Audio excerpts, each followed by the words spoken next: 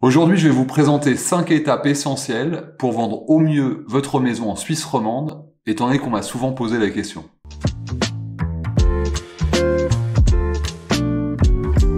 Alors pour ceux qui ne me connaissent pas, je m'appelle Didier Michaud, spécialisé dans la vente de villas avec plus de 120 ventes immobilières à mon actif. Et j'aide les gens qui me contactent en rendant fluide et en simplifiant chaque étape du processus de vente de leur propriété. Alors quelles sont ces 5 étapes? La première étape, c'est une estimation au prix juste. Le marché en fait est constitué de gens qui recherchent un objet et la plupart du temps ils regardent, ils comparent les prix et évidemment les gens ne sont pas stupides, ils vont pas acheter une maison qui coûte on va dire 1,2 million affichée à 1,5 million.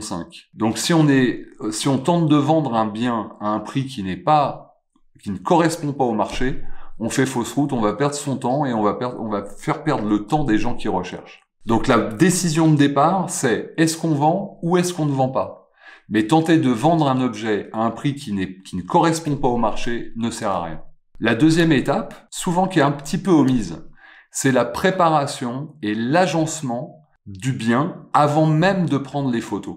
C'est-à-dire qu'en fait, on va aider les gens à pouvoir se projeter déjà avec des jolies photos. Mais pour que les photos soient jolies, si on a du chenille qui traîne, des choses qui sont pas ordonnées, que la maison est pas très propre, etc., ça va se ressentir.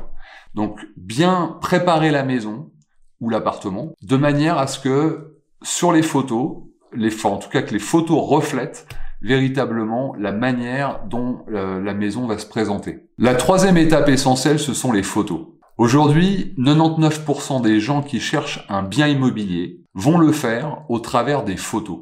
Donc si les photos ne sont pas de bonne qualité, en fait, ils passent.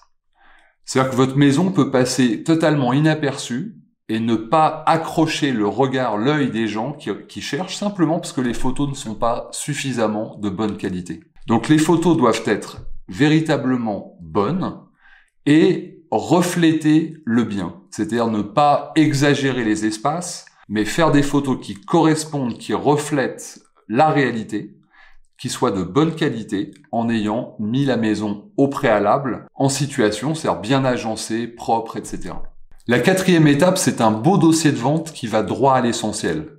Ça ne sert strictement à rien d'écrire un texte de 10 lignes sur à quel point la commune est extrêmement ceci, cela, aucune importance. Les gens ne lisent pas.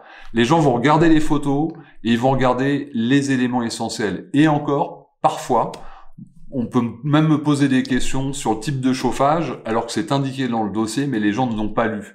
Donc, mettre beaucoup de texte ne sert à rien. Aller droit à l'essentiel avec de belles photos, c'est vraiment le plus important dans le dossier de vente. Et que ce dossier de vente ensuite soit visible sur Internet. La visibilité sur Internet est un point crucial. Donc ne pas forcément mettre ça sur uniquement Anibis, mais sélectionner 2 ou 3 ou 4 portails Internet, par exemple ImmoScout 24, ça peut être HomeGate, etc., de telle manière à ce que le dossier soit vraiment visible sur Internet. La cinquième étape, ce sont les visites.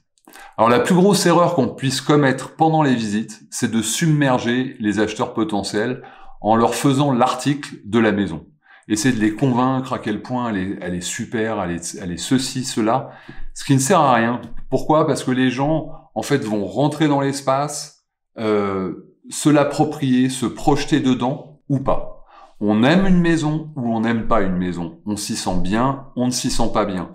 Tenter de les convaincre ne sert à rien. Donc laisser les gens visiter, s'approprier l'espace, simplement en leur ouvrant la porte, en les accueillant chaleureusement, et ça va suffire. Simplement, rester très simple avec les gens et les inviter à visiter sans leur mettre de pression, sans être derrière eux, juste à regarder les choses et à voir si effectivement ils peuvent s'imaginer vivre dedans ou pas. Alors pour résumer, un prix juste. Deuxième point, préparer l'appartement ou la maison, qu'il soit propre et puis bien agencé. Troisième point, de belles photos. Quatrième point essentiel, un beau dossier de vente avec une bonne visibilité sur Internet. Et cinquième et dernier point, ne mettez pas de pression pendant les visites, n'expliquez pas, ne laissez pas de convaincre, laissez les gens s'approprier l'objet. Alors si ces quelques conseils peuvent vous aider, j'en serais ravi. Et puis si vous avez un projet dans les semaines à venir ou les mois à venir et que vous ressentez le besoin d'être aidé, n'hésitez pas à me contacter, je serai ravi de vous accompagner. Bonne journée.